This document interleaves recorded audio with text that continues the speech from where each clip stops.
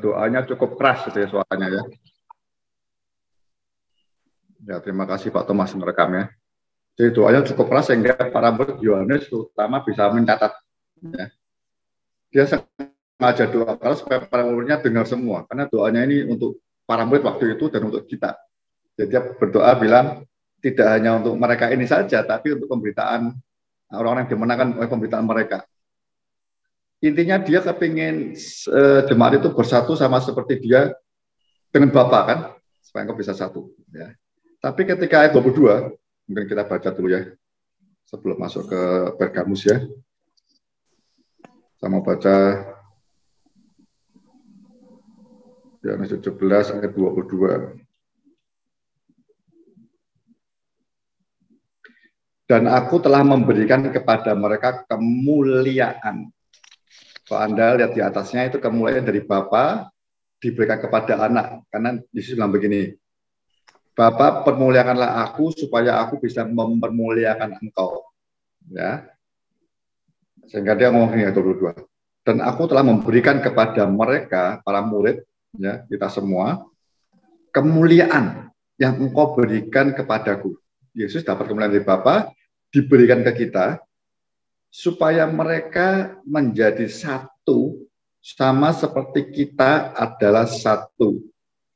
Aku di dalam mereka, engkau di dalam aku, supaya mereka sempurna menjadi satu. Artinya apa? Dalam kita sudah ada Yesus, ada Bapa sekalian kan? Dalam Yesus. Biar kita bisa sempurna menjadi satu. Tanpa itu tidak mungkin. Kalau tanpa itu pun dunia nggak tahu. Karena ketika kita bersatu sempurna seperti Bapak, Yesus, dan kita, jemaat eklesia, agar dunia tahu bahwa engkau yang telah mengutus aku dan bahwa engkau mengasihi mereka sama seperti engkau mengasihi aku. Ini kaitan nanti kalau kita belajar Wahyu 2:3 ada ketemu ya. Bagaimana setiap angelos atau malak, setiap pimpinan jemaat itu betul-betul menyatu dengan Kristus sebagai kepala dan jemaat sebagai tubuhnya. Kesalahan pribadi dia apalagi ya, dia Tuhan tahu segalanya yang dia kerjakan. Pemimpin jemaat Tuhan tahu segalanya. Plus dia tahu apa yang terjadi dalam jemaat itu tubuhnya. Ya, kita belajar ya ini sampai jemaat Pergamus. Kesatuan itu harus terjalin demikian rupa. Ya. Jadi kalau ada jemaat, anggota jemaat yang masih keliru, yang jadi kurus saudara. Nah, kesatuan seperti ini tidak bakal terjadi kalau kita tidak dipenuhi, tidak menerima, tidak mengalami Jadi Yohanes 17 ini, ayat 22 dikatakan, kerinduan dia yang paling dalam sebelum Yesus ditangkap, ya, mati, disalib-salib, dan bangkit, yaitu jemaat bersatu. Bersatu seperti apa? Seperti dia dengan Bapa. Kita baca, saya ulang ayat 22 ya. Yohanes 17 ayat 22.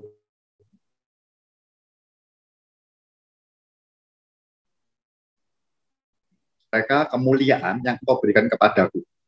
Kemuliaan Yesus itu kemuliaan yang dari Bapa. Dia menerima itu, dia berikan ke kita. Ya. Yang kau berikan kepadaku. Supaya mereka, kita semua ini, ya, gereja Tuhan, eklesia, menjadi satu sama seperti kita adalah satu. Aku di dalam mereka dan engkau di dalam aku, supaya mereka sempurna menjadi satu. Lihat ya, kesatuan yang sempurna.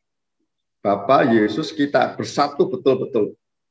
Kalau tidak begitu, dunia nggak akan tahu. Tapi ketika kita bersatu sempurna seperti yang Tuhan doakan ini, dunia tahu bahwa engkau yang telah mengutus aku dan bahwa engkau mengasihi mereka sama seperti engkau mengasihi aku. Jadi kesatuan jemaat ini, ya, itu Tuhan harapkan sempurna sama seperti siapa? Yesus dengan Bapa. Tidak pernah terpisahkan, tapi punya fungsi bagian masing-masing. Nanti kalau kita belajar Wahyu 2 dan 3, setelah kita belajar sebagian ini, kita akan tahu ya, bagaimana Yesus sebagai yang mempunyai jemaat, yang punya gereja, yang pertama dia akan memberitahu, ngomongin malaikat jemaat atau angelos atau malak, itu pemimpin jemaat waktu itu. Kalau hari ini ya konteksnya gembala jemaat. Tuhan kasih tahu kondisi dia sendiri, plus kondisi jemaat. Ya, harus bagaimana? Karena nanti ingat ya, nanti kalau Anda belajar firman Tuhan yang saya juga menangkap, nanti hukuman-hukuman itu akan berkelompok. Ya, akan berkelompok. Jadi akan berkelompok. Domba atau kambing, kelompoknya dukung, kambing dukung semua, gitu ya, tidak perorangan lagi. Ya. Jadi tanggung jawabnya betul saudara sebagai pemimpin jemaat menjadi satu. Nah, persoalannya kalau kita tidak diberi kemuliaan oleh Kristus, kita tidak akan mengalami kesatuan yang seperti Yesus mau. Karena daging ini akibat dosa masih cukup menguasai diri kita. Ya, ingat ya, Roma 3:23 dikatakan, akibat dosa itu kita semua telah kehilangan kemuliaan Allah. Kemuliaan yang waktu Adam dan Hawa diciptakan diberi kemuliaan Tuhan, itu ketika dosa hilang. Hilang. Nah ini lagi ketika kita menerima dalam roh Allah, ya, lahir baru, terima dalam hidup kita, roh kita, ya, itu kemuliaan diberikan. Tapi tidak langsung penuh, nanti berproses. Proses sampai memenuhi jiwa dan tubuh kita. Saya ketika nangkap ini saya betul-betul agak sedikit ngeri, saudara. Ngeri sekali. Tuhan, aku ini sadar penuh, aku pengen bersatu, ya. Tapi banyak hal apa? Kalau engkau nggak penuhi kemuliaanmu, kerinduan saya sudah dengan firman Tuhan, saya menyiapkan roh saya untuk bersatu dengan jemaat yang ada, dengan saudara-saudara sahabat saya ini. Masih saya rasakan kok jujur terbuka ya. Kata Paulus masih katakan di Roma 7 itu, aku ngerti yang baik yang benar bersatu, ngerti ya, aku firman Tuhan ajar begitu. Tapi sekali yang nggak baik muncul. Apa itu? Kata Paulus di Roma 8, daging. Jadi hiduplah dalam roh supaya daging itu dipatahkan, dikalahkan. Ya. Jadi kira-kira intinya itu, minta kemuliaan Tuhan supaya kesatuan itu betul-betul seperti yang Dia mau, kesatuannya seperti apa. Ya saudara, saya berharap para gembala betul-betul minta kemuliaan Tuhan supaya saudara ngerti kesatuannya seperti apa, jemaat seperti apa, nanti Yesus sebagai kepala ngomongnya seperti apa. Saya mau ngomong itu harusnya otomatis. Seperti Anda tahu di 1 Korintus 12 itu, Paulus katakan, jemaatnya seperti tubuh Kristus. Satu menderita, semua menderita. Yang menderita nggak usah ngomong sih. Tolong doakan saya ya, saya menderita, nggak usah ngomong.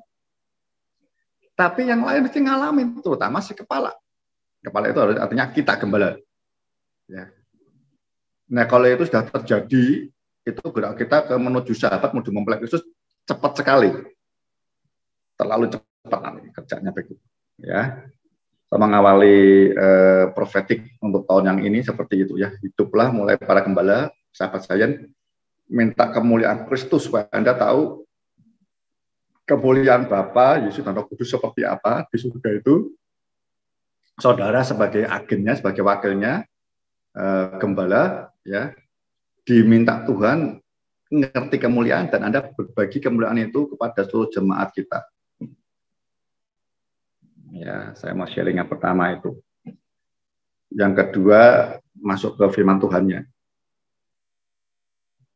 Ya, masuk ke Pergamus, ya, ini jemaat yang ketiga. Ya. Ingat ya, ini kita belajar tahapan level sahabat, ya, saudara. Saya ngomongnya nggak hamba lagi. Ini Tuhan betul-betul membenahi tiap pribadi gembala dulu. Ya, sahabat Kristus itu di Yohanes 15, Tuhan mengurusi pribadi kita. Kalau Anda pemimpin jemaat atau hamba Tuhan, hanya levelnya hamba berat hari-hari ini. Ya, saudara mungkin jaga imam pribadi bisa, tapi untuk kawanan nggak pernah bisa nanti. Ya, minta kemuliaan Tuhan. Kesatuan itu mengikat roh. Ya, tubuh itu bersatu. Ingat ya di Korintus itu kan pertama Paulus sepertinya menggambarkan gereja itu seperti kebun kan. Dia menanam, Apolos menyiram, siapa lagi dan bla bla bla bla, pakai vas apa semua itu. Tapi Tuhan yang menumbuhkan. Itu hanya beberapa ayat. Karena kebun itu hanya tanah aja yang nyatukan. Masing-masing pohon beda-beda. Yang kedua dia bicara gambarannya seperti bangunan, agak tersusun rapi, kelihatan bentuknya gedung atau bangunan apa. Kalau hari ini mungkin batu bata ya, kelihatan dasarnya Kristus, ya. Anda bangun di atasnya apa, ya, itu ada keterikatan semen dan sebagainya, tapi sesungguhnya tidak bisa bergerak, mati. Tapi ketika sampai di pasal 12, Roh Kudus sepertinya menyingkapkan bahwa kesatuan jemaat eklesia itu seperti tubuh. Tubuh itu bersatu karena ada darah, roh Allah yang mulia itu ya, keselamatan Yesus berkorban itu, darah itu berdirinya hidup kan, ya, hidup. Kalau enggak darah habis kita mati. Ada darah, ada sumsum, ya, otot, sendi, ngikat tulang-tulang semua, plus ada syaraf, ada sumsum yang diatur oleh otak. Sehingga kepala mau kemana, tubuh geraknya ikut selaras. Saudara ini sampai level seperti itu. Saudara dan saya, saudara maksudnya saudara aja, pemimpin jemaat, sampai saudara ngerti dari firman sepenuhnya kepala gereja sesungguhnya Yesus, saudara sharing kepada jemaat, gerakannya akan sama. Karena saudara nggak sekedar khotbah. Mungkin Anda berdoa sungguh-sungguh, sampai doa puasa, bergeraan maju ke sahabat, ke mempelai itu berjalan dengan baik. Ya, oke. Kepada jemaat di Pergamus, Wahyu 2 ayat 12. Saya nggak tahu ya, saya mengalir ya, saya mau lihat teleponnya seperti apa nanti Roh Kudus bekerja. Ini kalau di grup yang isinya bukan pendeta, saya ngasih judulnya apa? Apa arti sebuah nama? Ya. Shakespeare bilang, apalah arti sebuah nama? Nama itu nggak diganti siapa aja bisa. Oh enggak, di hadapan Allah penting nama itu. Simon diganti Kefas, ya. Penting. Yakob diganti Israel. Nah, saudara saya kalau benar dari dapat sampai jadi mempelai Kristus, saudara kan dapat nama baru dari batu bukti itu. Yang tahu hanya kita yang terima dan Dia yang beri. Ya, nama baru bukan kita, oh Hondarka namanya Mika, gitu. Enggak, nanti ada nama baru dari Tuhan sesuai dengan karakter kita. Seperti apa nanti. Baik ya.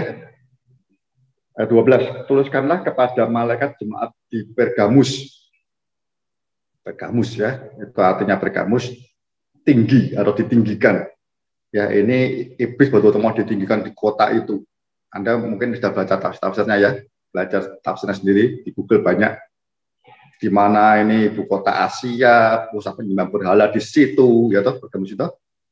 Ini karena ibu kota Asia, mereka dirikan ada kuil nyuruh kaisar, nyembah dewa Zeus, gede-gede itu punya. Yang terkenal ada kuil penyembahan dewa penyembuhan. Asklepios nggak salah namanya, Asklepion.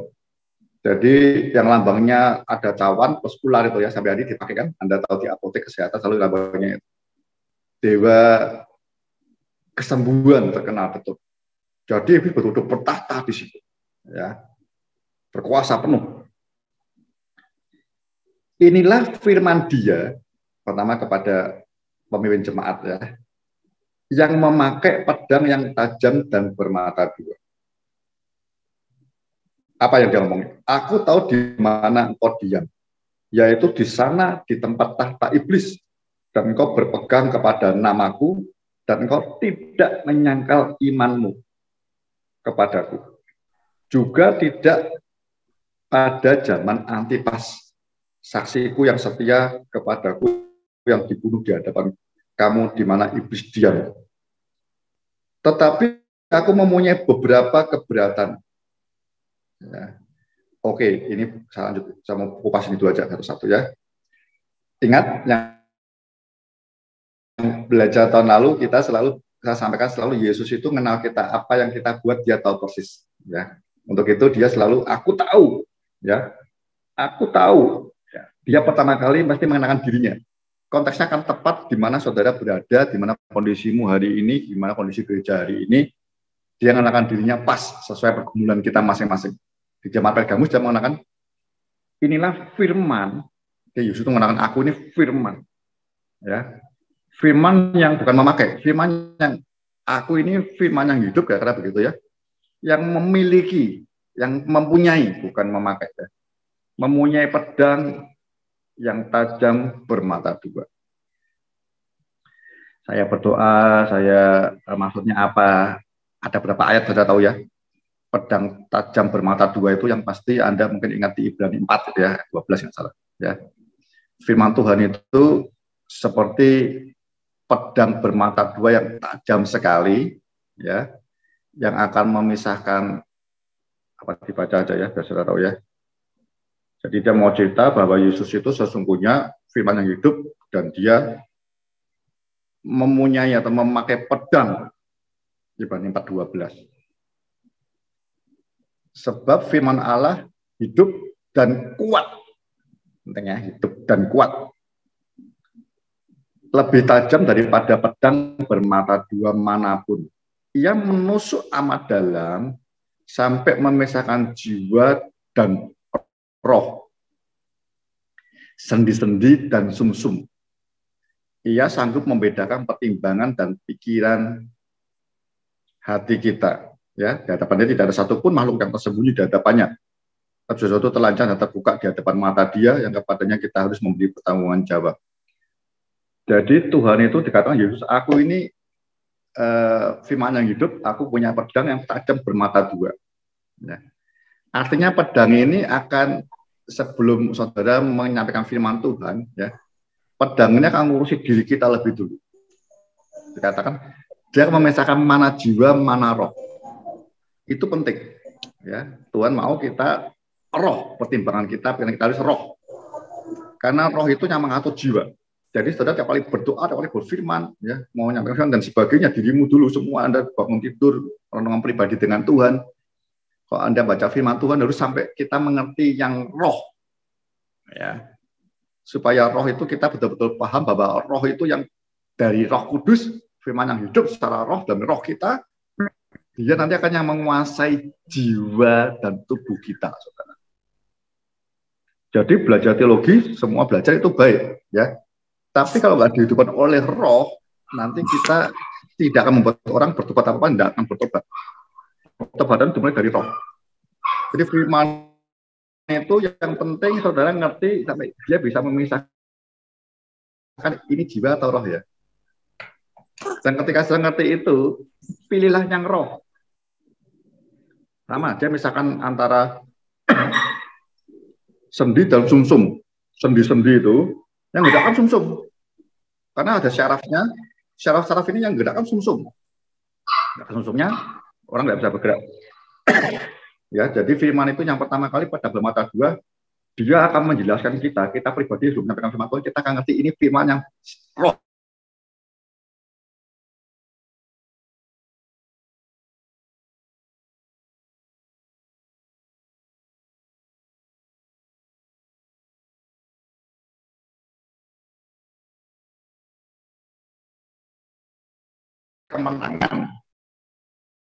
Kemenangan, rohmu kuat, ya, Anda bisa handle jiwa dan sendi yang tubuh kita bisa Anda kuasai dulu.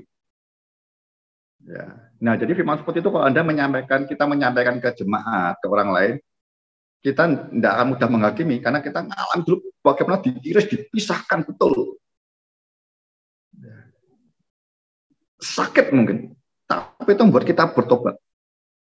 Dia megang pedang seperti itu, saudara.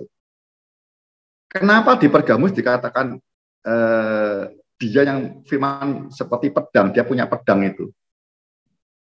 Saya mundur sedikit. Karena di kota Pergamus itu lambangnya kota itu pedang. Ya. Jadi ini karena ibu kota dari Asia Kecil, Kaisar Romawi itu memberi mandat kepada konsul jenderalnya atau gubernurnya, itu namanya kuasa pedang. Ya ada bahasa Latinnya lah, saya nggak apa bahasa Latinnya ya. Bahasa Latinnya itu gubernur diberi kuasa pedang, jadi ada lambang pedangnya. Dia diberi dari Kaisar, ya. Ini Yesus juga dari Allah Bapa ya. Itu berkuasa penuh. Kalau orang tidak mau nyembah Kaisar, nyembah dewa-dewa Zeus atau nyembah dewa kesembuhan, dia berhak menghukum orang tanpa ada yang banding atau apa, tidak ada. Jadi ini orang ketakutan orang-orang itu. Jadi betul dikatakan nanti saya belajar. Ditata iblis betul. Iblis ditinggikan di situ. Penyembahan luar biasa. Dari kejauhan orang bisa tahu itu penyembahan luar biasa sekali. Ya. Tuhan katakan Yesus kepada pemimpin jemaatnya lebih dulu. Nanti ngomong pada umat jemaatnya. Yang megang kuasa pedang surga itu aku, jangan takut dengan yang bisa membunuh tubuh tok. Yang kata Yesus ngomong di Injil ya. Tapi takutlah kepada dia. Pedang itu berkuasa. Kalau gubernurmu paling bisa kamu nggak mau nyembah berhala ya, kamu dibunuh selesai. Hukuman paling susah. Tapi kalau aku ya itu nggak sekedar bunuh tubuhmu, tapi bisa melemparkan kita ke neraka dan kita mati kekal, bukan mati sementara. Jadi ini mau dibangun iman yang benar bahwa Kristus itu yang menentukan hidup mati orang. Kristus itu yang bisa kalau bunuh memberi kehidupan kekal sifatnya. Jadi mau dikatakan apa? Punyailah hati yang takut akan Tuhan daripada penguasa apapun juga. Ya. Pedang itu melambangkan kuasa. Jadi tadi saya ulang, kalau Anda tidak baca firman Tuhan, Alkitab ini dengan hati takut Tuhan, pengen ngerti yang roh betul, membuat saudara ingin makin bertobat, saya makin bertobat ya, makin sungguh-sungguh sebagai hamba Tuhan, sebagai gembala kita mau lebih. Tuhan, biar mereka tuh lihat Kristus dalam hidupku itu loh. Kemuliaanmu itu nyatakan dalam hidupku, supaya mereka ngerti dan mereka takut Tuhan dan mereka betul-betul kami ini menjadi satu. Anda tahu ya Bapak kami kan? Bapak kami yang di surga di atas. Ya. Yohanes 14 katakan rumah Bapak ada banyak tempat yang di surga. Tapi Yohanes 2, Yesus ngomong apa? Yang ngabrak-ngabrik bait Allah, penjual dibuang semua. Jangan jadikan rumah Bapakku sebagai tempat berjualan. Gereja Anda, bukan mereknya ya, tempat Anda beribadah, jemaat ini, itu rumah Bapa yang harus menggambarkan seperti rumah Bapa di surga. Kuduskanlah namamu. Nama itu akan dikuduskan ketika jemaat ini bersatu. Di surga namanya sudah kudus. Nah, apakah di gereja ini jemaat awal yang pertama jemaat dan Anda semua ini kita tubuh Kristus mengalami kekudusan Tuhan lebih dulu. Lalu baru dunia melihat, oh itu Bapak yang benar. Ya, tadi lihat ya, 17 ya. Kalau tidak ada kemuliaan Tuhan, tidak mungkin dunia bisa tahu kesatuannya. Berikutnya pada Bapak ini, datanglah kerajaanmu, pemerintahanmu. Jadi pemerintahan Tuhan tidak mungkin terjadi dari kita pribadi. Tuhan jadilah kehendakmu, datanglah pajakmu dalam hidupku. Tidak akan.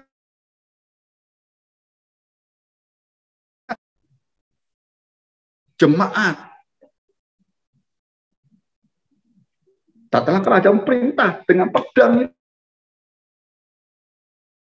Yesus Bapak daripada yang lain. Karena kerajaan Allah itu rajanya. Kita takut Allah, kan Allah tandanya hidup lu angin kudus. Itulah nama Tuhan dikudus dalam hidup kita. Jemaat seluruhnya nggak ada sendirian, nggak. Ya. Dan jadilah kehendak Tuhan sepenuhnya jadi. Nah, ketika baca firman itu, Anda tahu hasil hati seperti itulah yang harus Anda ngerti dari takut Tuhan. Tuhan baca firman tidak sekedar untuk khotbah, untuk kita lebih pintar, kurang lihat kita melakukan firman Tuhan, tidak. Tapi betul-betul untuk hidup kita berubah, kemuliaan Yesus semakin nyata, saudara. Semakin nyata dalam hidup kita, dalam jemaat kita. Ya. Yang kedua apa sih? Anda tahu arti pedang roh ya. Efesus 6 ya. Anda tahu ya. Pedang roh ialah firman Allah. Ya. Itu bicara masalah peperangan rohani kan. Jadi firman Allah itu pedang roh yang akan mengalahkan kuasa-kuasa gelap, kuasa-kuasa iblis. Ya. Saudara kalau baca firman dengan sungguh-sungguh sikap hati tadi ya, firman itu hidup dan kuat seperti pedang mata dua. Anda percaya yakini itu lebih dulu, ya. Saudara akan dipisahkan jiwamu dan roh itu tidak bisa dosa, yang dosa itu jiwa. Pikiran nggak benar segalanya, iri, semua ada di jiwa dia. Ya, roh nggak bisa. Saya sudah ngerti Tuhan, aku ini tidak ada kemuliaan, minta ampun, kemuliaan dikembalikan. Kayak Tuhan jangan tinggalkan aku, walaupun aku salah. Minta ampun sungguh-sungguh. Ya, saudaraku. Nah, Anda ngerti mengalami kebenaran begitu, Anda bisa nolong jemaat Anda dengan firman Allah yang seperti pedang roh. Jadi yang dosa-dosa Anda bisa kerat. Plus Anda bisa merangi iblis dengan firman Allah. Seperti Yesus mengalahkan iblis dengan apa? Firman. Nah, nanti iblis datang dah. Tuhan, ini batu jadikan roti. Pergi kamu. Oh, enggak diusir ya. Kalau diusir cepat balik lagi. Tapi dia mengalahkan iblis dengan firman. Ada tertulis, manusia hidup tidak hanya dari roti saja, tapi juga dari setiap firman yang keluar dari mulut Allah. Iblisnya kena. Saya nggak tahu, tafsir saya mungkin dia nggak langsung pergi. Atau dia pergi sejenak dan mikir lagi, apalagi ya? Oh, kemuliaan. Dan lagi dia yang kedua, ya. Diajak ke gunung. Aku tunjukkan semua kemuliaan dunia. Salah iblis. Surga lebih mulia. Dunia kan ciptaan Tuhan. Dia tahu nggak Yesus dari surga raja? Oh, tahu. Tapi dia juga tahu Yesus saat itu sebagai manusia. Daging. Jadi ditawarin, kamu di surga kan mempunyai segalanya. Di dunia kamu nggak punya. Kamu miskin. Nih tak beri kemuliaan dunia. Nah, saudara dan saya kalau tidak penuh kemuliaan Tuhan, ya sebagai gembala bahaya. Ya, Anda mungkin pegang firman Tuhan, baca Alkitab. Tapi nanti menggunakannya bisa keliru untuk kebutuhan daging terus, kemuliaan yang kita cari, bukan kemuliaan Kristus lagi. Habis, ya. Mungkin gereja masih jalan terus, nggak orang tahu kan motivasi roh tapi firman tahu, Yesus tahu kan? Dia sumsum tahu, roh tahu. Atas 9 hati kita, orang lain tidak ada yang tahu, mungkin istri kita juga nggak tahu, suami kita. Nah, tak ada. Nah, tapi Roh Kudus tahu, firman tidak bisa dipungkiri. Karena Yesus pernah ngomong dengan orang Yahudi, aku datang bukan menghakimi kau, yang menghakimi kau nanti itu firman Tuhan. Firman yang sudah tertulis, tidak menghakimi kau. Saudara. Jadi pedang roh itu memangkas yang nggak benar, hidupmu dulu, lalu sudah ngerti menggunakan itu dengan benar nolong jemaat ya. Ranting-ranting yang tidak benar dipangkasi sebagai lebih banyak buahnya. Yang kedua dia bisa peperangan rohani, mengalahkan iblis seperti Yesus. Saya pernah cerita mungkin ya, saya ngelatih Tabita dan melatih teman beberapa waktu yang lalu, yang dulu zaman beberapa tahun yang lalu ya, dengan teman-teman di Jakarta itu. Saya doa kelepasan buat mereka, kemudian saya dapat ayat ini di Ibrani 4:12 ini, saya cerita. Sebenarnya yang melepaskan itu bukan saya, ya, tapi firman yang saya sampaikan. Saudara juga semua bisa, percayalah. Firman Tuhan itu hidup dan kuat, nggak mati, hidup. Tidak sekedar hidup, kuat. Amin ya saudara. Dan kita memangkas yang dosa. Jadi ketika membaca firman Tuhan itu, ya firman muncul dengan bersuara. Tidak sekedar bersuara, tidak seperti orang Yahudi membaca firman PL Mazmur kan pakai bersuara. Tapi tidak sekedar itu, tapi ini hidup dan punya keyakinan itu kuat. Memisahkannya nggak benar ini loh.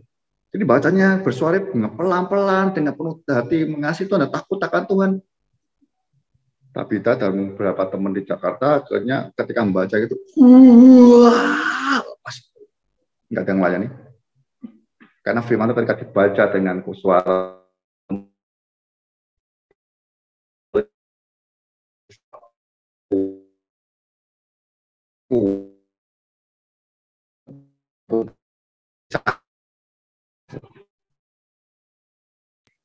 agar jangan Anda tidak ngerti tentang roh firman Allah yang berkuasa, tidak semangat ya.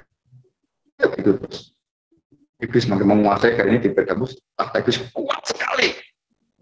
Orang dihibit tidak bisa bisnis sebagian, karena kalau nggak kumpul-kumpul, nggak makan nyembah berhala, nggak ikut nyembah berhala, tidak bisa bisnis apa-apa, tidak bisa kerja. Kuat. Yang ketiga, arti firman Allah kita tahulah ya. Anda lihat di Wahyu 19 ayat 21 ya, ini peperangan mengalahkan si antikris, itu bisa ditangkap, waktu 70 tahun ya, 70 tahun dimasukkan jurang maut, akhirnya dihabisin disebutkan semua antek-anteknya. Ya, Anda baca ayat atasnya. Semua ya, binatang itu yang lambangkan Antikris, dia yang menguasai dunia dihabisin oleh anak Allah dan pasukannya, yaitu kita, mempelainya nanti. Ya. Anda kalau mau lihat dulu mungkin ayatnya 19. Dan aku melihat Wahyu 19 ayat 19. Binatang itu dan raja-raja di bumi serta tentara-tentara mereka telah berkumpul untuk melakukan peperangan melawan penunggang kuda itu, Kristus, Yesus. Nah, Anda lihat Wahyu 19 awalnya ya. Mempelainya kita ini yang berpakaian lenan halus ya, diberi kilauan-kilauan, itu benar dan kudus. Habis menikah diajak perang sama Yesus. Ya. Dan tentaranya kita bersama-sama dengan para malaikat gerejanya menghancurkan antikris itu. Ayat 21. Dan semua orang lain dibunuh dengan pedang yang keluar dari mulut penunggang kuda itu. Kita ikut berperang, tapi kita sebenarnya berperang sesungguhnya Yesus di depan. Mempelainya di samping di belakangnya. Ya. Penunggang kuda itu dan semua burung kenyang oleh daging mereka. Ya. Pada mulut penunggang Yesus, mulut itu firman bicara masa saya difirmankan itu pedang yang kuat membunuh semua kuasa kegelapan. Apa kita enggak bergairah? Saudaraku, enggak akan ada bilang aduh susah enggak bisa. Itu Paulus tahu rahasia itu. Yohanes tahu. Enggak ada bisa nakut-nakuti dia lagi. Ya. Nah ini diomongkan kepada gembala jemaat dulu di Pergamus. Kamu itu gembala yang tak utus untuk gembalakan domba-dombaku di sini yang tekannya berat tepat tahta iblis, ya. Ayo toh, tidak hanya biasa khotbah doa mereka tidak, tapi punyailah hati yang takut akan aku, ya. Dan alami betul, kuasaku lebih besar oleh kuasamu juga. Walaupun ya, kalian percaya, kelihatannya tekannya berat, ada yang mati seperti Antipas.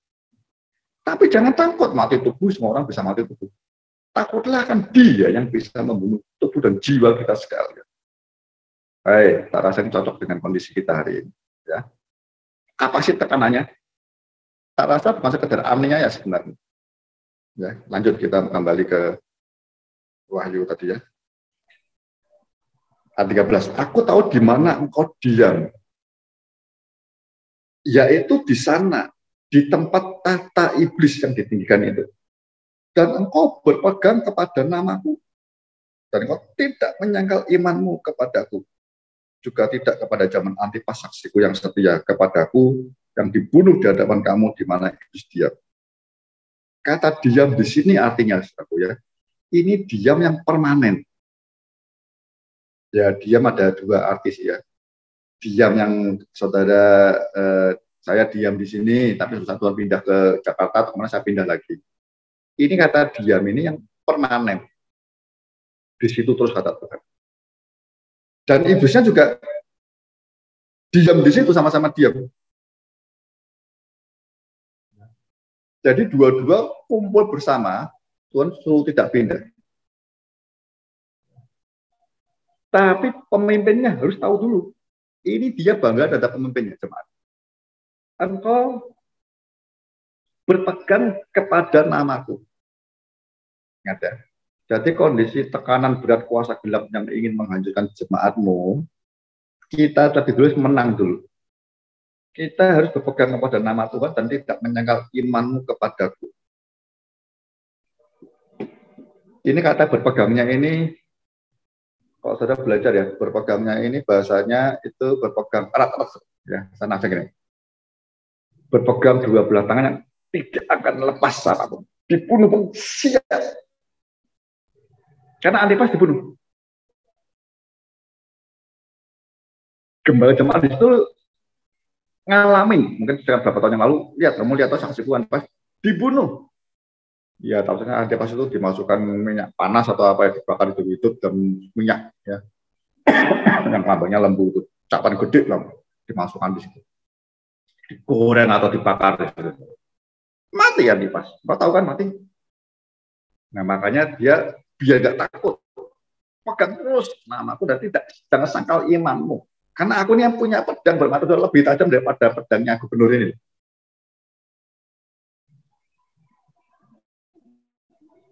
Antipas siapa nggak sebut siapa, tapi dikatakan ini saksiku. Ini mungkin orang biasa tapi berani dari saksi Tuhan. Ya saudara, iblisnya berkuasa di situ luar biasa. Kita jemaat tidak boleh pergi di situ. Anda sebagai pemimpin kuat lebih dulu kata Tuhan. Terus berpegang seperti Anda berpegang pada pedang. Ya. Kapan saatnya perang, Anda perangin, tapi Anda ngalami dulu. Hidupnya benar dulu di fantasi. Baru bisa perangi orang lain. Fasa gelap itu. Nolong bebaskan pada jemaat semuanya. Ya. Yang dibunuh di hadapan kamu, di mana iblis diamnya, kata diamnya sama. Di dua-dua diam bersama itu. Tetapi aku mempunyai beberapa keberatan terhadap engkau. Nah ini kondisi jemaatnya seperti apa? Ya. Kondisi jemaatnya seperti apa yang ditegur pemimpinnya. Di antaramu, istilahnya kesatuan ya, di antaramu untuk buku ini ya jemaatku, ada beberapa orang yang menganut ajaran Bileam, yang memberi nasihat kepada Balak untuk menyesatkan orang Israel, supaya mereka makan persembahan berhala dan berbuat zina. Ini teks aslinya dikatakan memberi nasihat kepada Balak untuk apa? Menyandung, memberi batu sandungan kepada anak-anakku, anak-anak Tuhan Israel ini. Ya, jadi bukan sekedar memberi nasihat untuk menyesatkan. Ya, menyesatkan itu artinya jatuh tersandung, tidak bisa bangkit lagi. Dengan cerita itu ya, saya tahu semua lah.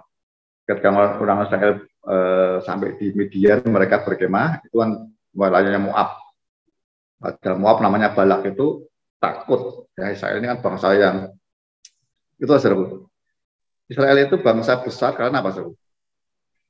Karena dia dijadikan budak di Mesir. Ya, negara terbesar. Tuhan sudah ngomong sama Abraham, ada 400 tahun, 430 tepatnya. 430 tahun engkau akan suatu negara, yang disebut Mesir, ya, akan menjadi budak di situ. Waktunya akan dilepaskan. Jadi Tuhan akan membuat bangsa jadi bangsa yang besar karena dia lepas dari bangsa yang terbesar waktu itu Mesir. Nah coba kalau Abraham waktu itu sama zamannya Abraham ya, zamannya Yakub, Yusuf ya, itu pindahnya cuma ke Moab atau kemana-mana ke bangsa yang besar. Tuhan mimpin besar tidak bisa. Yahweh menunjukkan kuasanya yang besar itu ketika mengalahkan dewa-dewa negara besar Mesir. Ya, jadi ada persoalan semakin besar sesungguhnya di tata iblis akan menikmati kemenangan yang besar setelah nanti. Ya. Tapi ada beberapa orang yang kalah. Ada beberapa orang yang menganut ini bahasa lainnya, ada beberapa orang yang berpegang ya ajaran Bileam. Apa itu? Biasalah persembahan berhala dan berbuat zina. Anda tahu ya, berhala modern di Kolose 3:5 apa? Keserakahan. Berbuat zina itu artinya percabulan. Ya, Esau itu cabul karena dia tidak bisa menguasai nafsunya. Orang berzina itu tidak bisa menguasai nafsunya. Ya. Ini nafsu kaitan dengan nafsu seks. Kalau berhala ini nafsu apa ya? Serakah itu entah makan, pokoknya yang berkaitan dengan mamon itu berhala. Itu batu sandungan. Gini konteksnya lainnya ya bahasanya literal bunyinya begini. Sama baca yang coba ya Anda bisa lihat ya ayat 14 itu di teks lainnya Indonesia lateral itu ya. Namun aku mempunyai beberapa hal terhadap engkau bahwa di situ engkau memiliki mereka yang memegang pengajaran Bileam yang mengajarkan kepada Balak untuk memasang sandungan di hadapan anak cucu Israel agar memakan yang dikorbankan kepada berhala dan melakukan percabulan. Jadi iblis akhir zaman ini dia mau mengarahkan cuma dua hal saja ya. Hati-hati, jemaat. Ini kata berpegang gini. Jadi sebagian jemaat itu memegang firman Allah, memegang Yesus cuma satu tangan. Tangan satunya berpegang kenikmatan dunia. Nyembah berhala dan pezina. Zaman kita seperti itu kan. Mungkin pezinanya bukan action, tapi Tuhan bilang apa? Kalau engkau memandang ya seseorang dan menginginkannya sudah berzina. Memandang hari ini mungkin nggak ada orangnya, tapi dengan gadget, Anda lihat apa? Bayangkan nafsu gitu ya, berhubungan seks dan sebagainya. Itu sudah berzina. Mungkin orangnya nggak lewat, tapi Anda di sini bisa lihat banyak hal. Anak-anak kita nggak ngerti, jemaat terutama yang lemah. Anda dalam pemimpin lebih kuat dulu. Dan maaf, bahasa saya agak sedikit wajar kalau jemaat terikat begini. Karena itu tugasnya kita nih. Tugas kita untuk memenangkan mereka, buat mereka bertobat. Ya, jadi kalau iblis menguasai jemaat, ya, yang pertama sebagian jemaat mau ada beberapa, tidak banyak sih. Anda cek nanti ya, dengan roh, dengan bersatu dengan benar dengan jemaat, Anda akan ngerti mana. Demikian juga ada yang pada orang-orang yang berpegang kepada jalan Nikolos. Berpegang sama, Nikolos itu ini bukan Nikolos yang diakan zamannya Kisah Rasul, bukan. Ini perkembangannya, tidak tahu Nikolos siapa, maksudnya nggak jelas sih. Tapi yang jelas pengajaran Nikolos itu sama. Pengajaran Nikolos itu intinya tubuh ini sudah dosa. Tubuh itu sudah rusak, ya. Tubuhnya kan sudah binasa nanti, pasti binasa. Akhirnya juga bilang itu kan, tubuhnya mati, roh nanti tubuh tanah kembali ke tanah, roh kembali ke Tuhan. Nah, nanti kita kasih tubuh kemuliaan. Tapi nih kalau ngajarnya tubuh ini, jadi engkau terserah, ya. Tidak ada hubungannya tubuh ini Anda berbuat zina, pengen nafsu, kepingin nikmati dunia. Tidak masalah. Yang penting rohmu satunya berpegang ke gereja, ke firman Allah. Hati-hati. Dosa seperti ini di akhir zaman, kata Wahyu, yang banyak. Mereka mungkin nggak ninggalkan gereja. Kalau sampai orang seperti itu ninggalkan gereja, anak tekad dosa, itu berarti kita gembalanya telat. Kita tidak mengantisipasi, tidak kita dengar suara Roh Kudus. Roh Kristus, kepala gereja, ngasih tahu, hati-hati nih, zaman kita yang seperti ini, anakmu yang seperti ini. Ini dikasih tahu dulu sebelum terlambat. Karena nanti ada kata bertobatlah. Ayat 16. Sebab itu bertobatlah. Jadi peringatan bertobat itu membuat sang gembala Pergamus ini sadar, cepat nolong.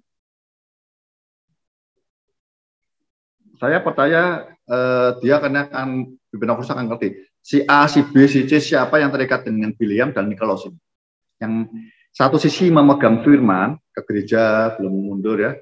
Tapi satu sisi sudah mulai ini dilepas, satunya mulai berpegang yang lain. Yesus nggak langsung menghukum yang seperti itu. Ada jeda waktu untuk bertobat. Siapa yang suruh mengajarkan bertobat? Ya gembalanya. Jadi gembala memang harus menang dulu, saudara.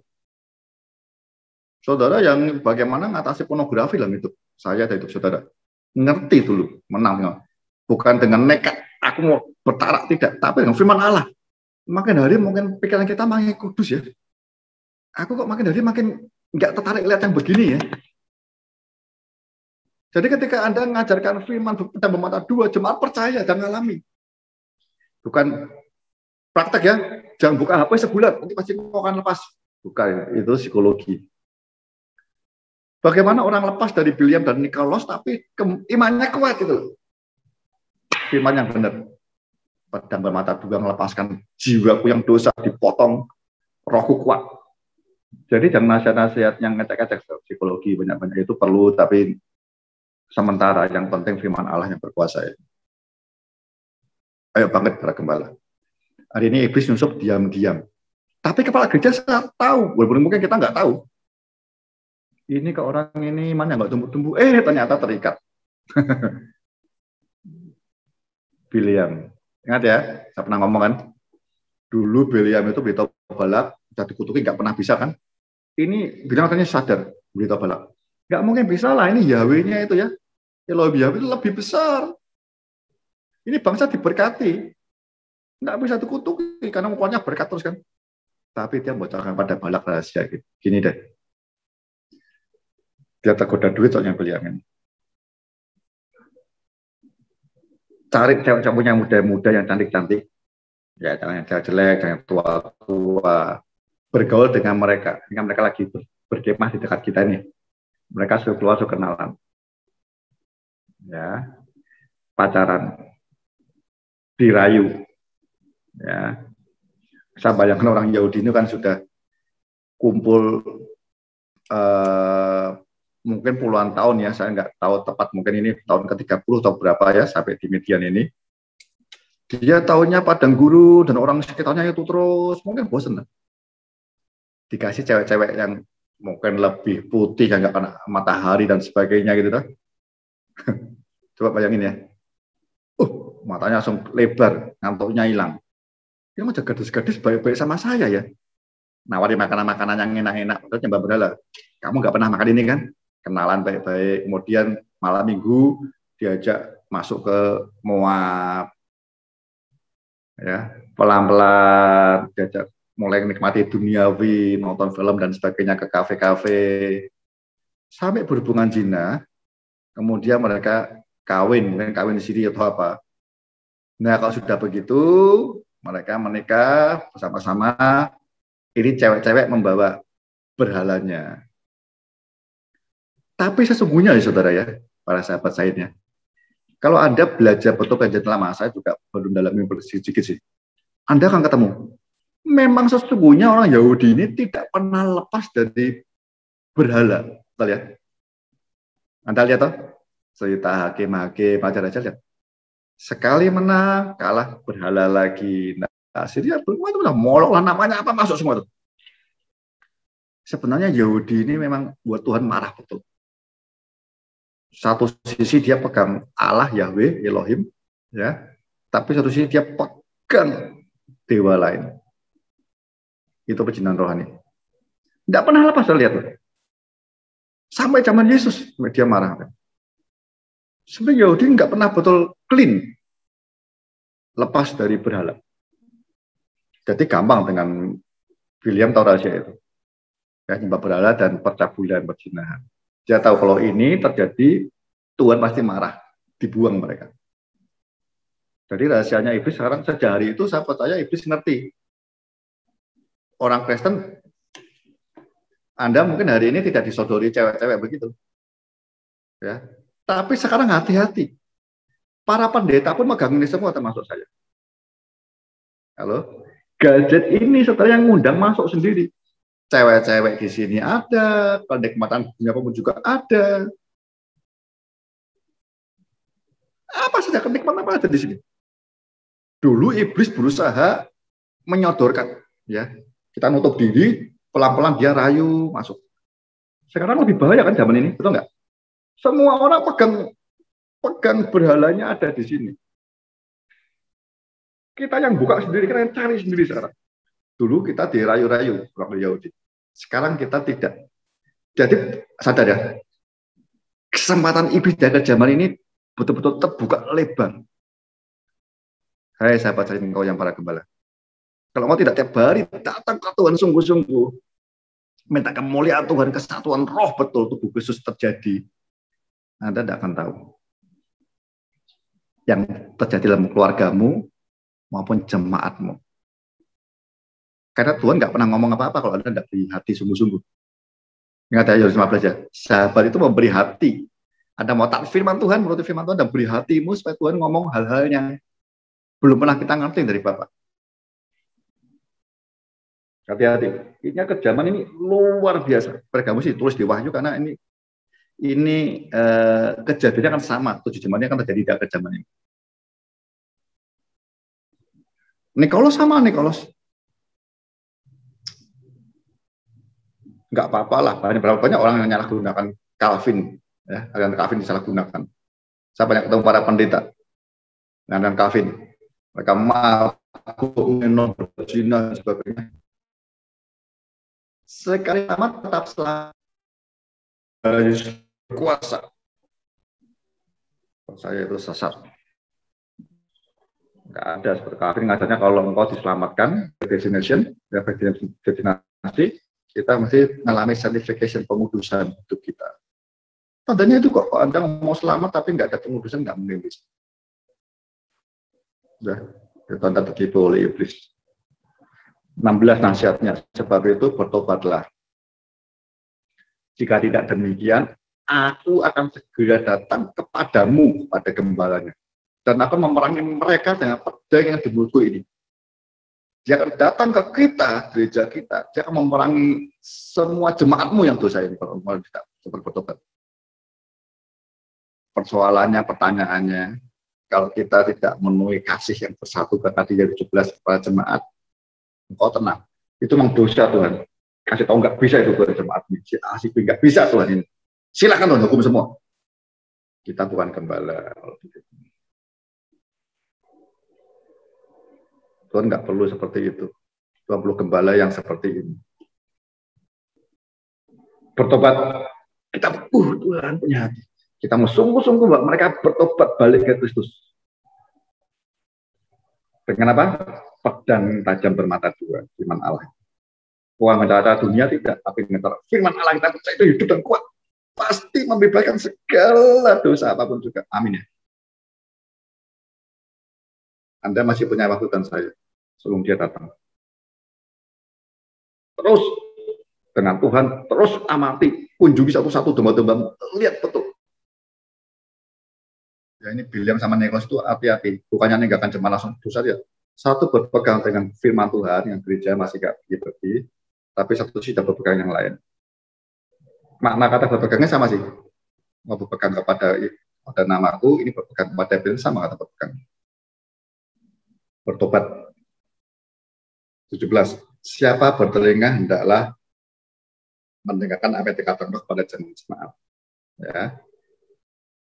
Ingat beberapa kali waktu Anda menjawab hati serius, sungguh-sungguh datang ke Tuhan, ingin mendengar roh. Ketika firman Tuhan ini Anda tahu, Anda pengen dengar roh bicara lewat firman ini. Ada singkapan luar biasa. Kalau Anda mendengar Hondarka gampang, dengan YouTube gampang banyak. Tapi dengar roh itu perlu telinga yang seorang murid katanya. Tuhan bilang tutup rapat-rapat semuanya. Anda sendiri hening dengan Tuhan. Dan Anda tahu cerita Elia kan ya? Elia itu ketika ada lari, kecapean, ya, angin badai besar, dia pikir ini Tuhan datang. Enggak ada. Lalu ada gempa bumi sebagainya, Tuhan hadir. Kuasa luar biasa, ketakutan dia. Enggak ada Tuhan. Tapi ketika hening, angin sepoi-sepoi, pelan, dia mulai ngantuk, Tuhan datang. Apa kerjamu Elia kok ngantuk-ngantuk di sini? Apa kerjamu mengundurkan? Kau ini tiap kata kepadaku ngantuk-ngantuk, gak siap hati sepenuhnya. Ngapain kamu ini? Itu nganggap kau pengen jadi gembala tapi gak ngurusin tobat aku. Ngapain kau ini?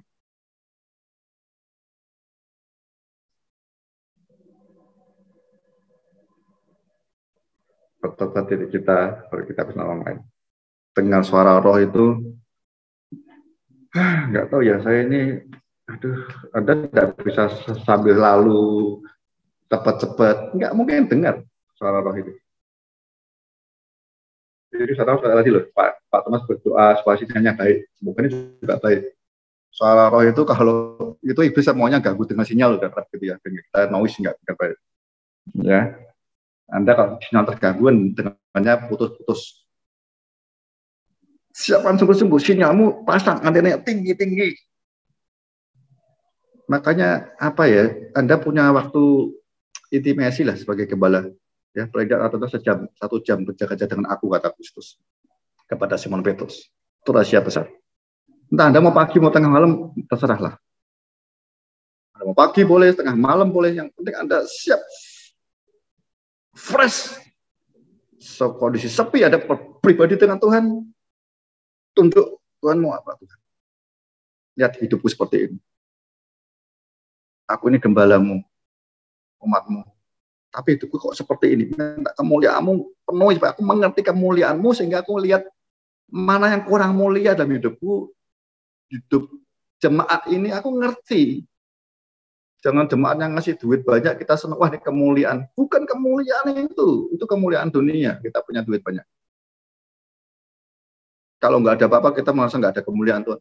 Oh, terlalu naif saudara. Ya. Barang siapa menang, kepadanya akan kuberikan dari mana yang tersembunyi.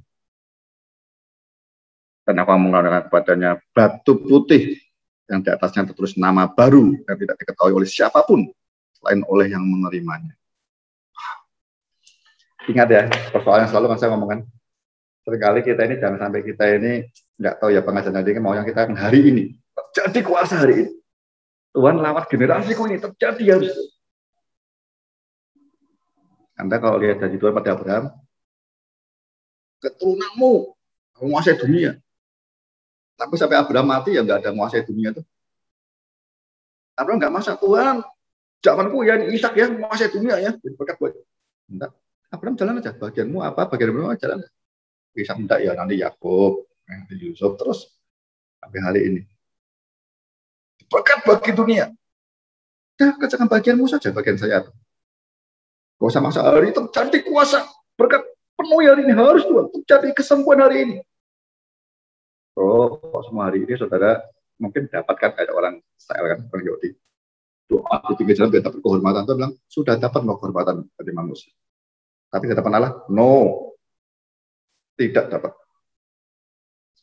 Jemaat dan kita lebih dulu Tuhan mengajarkan upah yang benar itu ribut nanti.